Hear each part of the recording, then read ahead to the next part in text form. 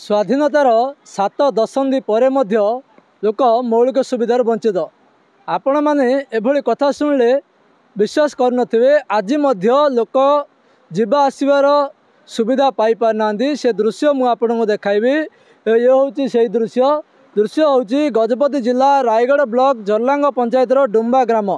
डुम्बा ग्रामवासी प्रत्येक दिन यही रास्ता जीवा आसवा कर लोकंर जीवन को बाजी लगाई यही रास्तार गमनागमन करता बेले प्रत्येक दिन सकाळु संध्या सबुबले लोक मैंने जीवन को बाजी लगे आसुँच। जदि कहवा मेडिकल कहुँ, स्कूल कहुँ, कॉलेज कहुँ, प्रत्येक दिन यही रास्तार जीवा आसवा कर देखुवे से दृश्य। तले किभली पानी जाऊँगी ताऊपर पोल रही पानी एवं पोल लोकंर साहा भरोसा हूँ काठ पोल दे गमनागमन कर देखु दृश्य। लोक आसवा चित्र आपड़ सीधा देखिपे।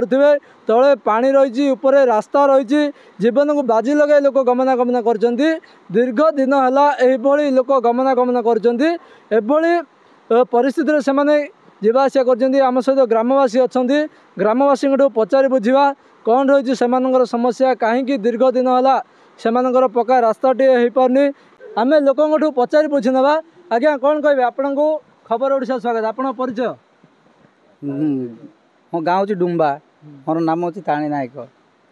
कौन कहे स्वाधीनतार एत वर्ष पर आपण गाँव को पक्का रास्ताटे हो पारनी कहीं हो भावुं ये बहुत कष्ट। एबे डेलीवरी नेले शिवाटाक जीव आ रोगी नेले शिवाटाक जीव पिला माने स्कूल गले शिवाटाक देकी जीवे सेटा हमर असुविधा।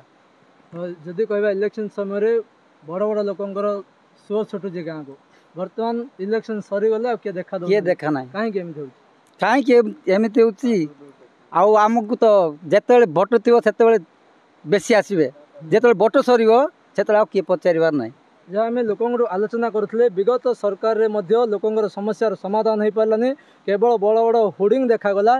से मुझे दृश्य देखाबी देखु विभिन्न समय पंचायत ऑफिस टू आरंभ कर जिला कार्यालय कहुँ ग्रीवेंस कहुँ जिते 5T पांड्यान गस्त समय लोक लिखित आकार देते तथापि लोकंर दुख बुझी पारना। भाई कौन कहे कौ गाँ आप ग्राम डुम्बा पंचायत जरलांग रायगढ़ ब्लॉक कहवा कथा बहुत असुविधा आम जीवा आसवा करुचु। बहुत असुविधा वर्षा दिन में जीवा आसवाई प्रशासन टिके ये प्रति दृष्टि देले आम टे उपकृत होता। ये सरकार टे ब्रिज हो आम भावुचु। आउ कि आलोचना करिया।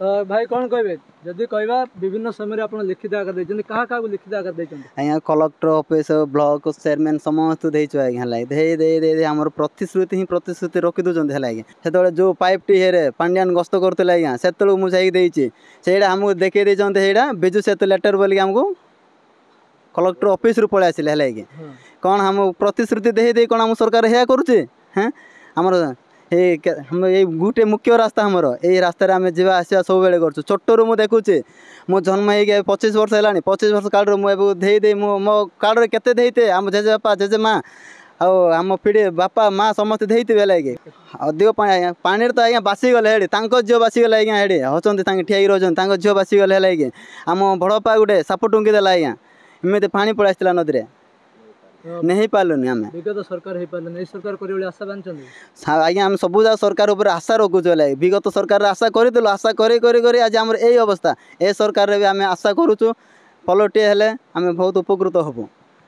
दाबी पूरण न मुख्यमंत्री भेटिया हाँ आज्ञा दाबी पूरण जब ना आज्ञा मो मुख्यमंत्री भेटिया भी राजी अच्छे समस्त को राजी अच्छे आज्ञा मुझे समस्त एवं भी मुझे आज्ञा सब विरोधी दल नेता ना किए ना मुझे समस्त को भेट हो कहीं अन्य गाँव को रास्ता हो सब लोक सुविधा हो गाँव को कहीं होनी कौन कह आम प्रतिश्रुति दे सरकार जो इलेक्शन है आसुँच लोक नेता मंत्री सब आसे भोट बेलू आसे सरपंच भी कह मुझे ना करदेवी समस्ते कताटा है कि कलेक्टर ऑफिस गले कलेक्टर प्रतिश्रुति दौचे एडे आज्ञा एवं हो कह जहाँ आम आलोचना करते ग्रामवासी से मैंने जदि कहवा पूर्व सरकार कहुँ पंचायत कार्यालय आरंभ कर जिलापाल कार्यालय पर्यंत विभिन्न समय दाबीपत्र नहीं जाइए।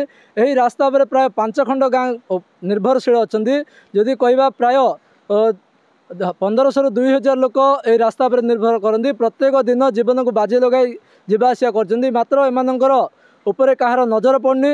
ଯଦି ସ୍ୱାଧୀନତାର 7 ଦଶନ୍ଧି ପରେ ମଧ୍ୟ ଲୋକଙ୍କୁ ମୌଳିକ ସୁବିଧା ମିଳିପାରୁନି, କେବଳ କାଗଜ କଲମରେ ସୀମିତ ରହୁଛି। ଯଦି ଆମେ ଜିଲ୍ଲା କାର୍ଯ୍ୟାଳୟ ପାଖକୁ ଯାଉଛେ ବଡ଼ ବଡ଼ ହୋର୍ଡିଂରେ ବିକାଶର ଗାଥା ଚିତ୍ର ହେଉଛି, ଏ ହେଉଛି ବିକାଶ ମାତ୍ର ବିକାଶ ଏମାନଙ୍କ କ'ଣ ଜାଣିପାରୁନାହାନ୍ତି। ସେମାନଙ୍କ ପାଇଁ ବିକାଶ 7 ସପନ ପାଲଟିଛି। ତେବେ ଏହି ଗାଁକୁ ପକ୍କା ପୋଲଟିଏ କେବେ ନିର୍ମାଣ ହେଉଛି, କେବେ ସରକାରଙ୍କର ଦୃଷ୍ଟି ଏମାନଙ୍କ ଉପରେ ପଡ଼ୁଛି?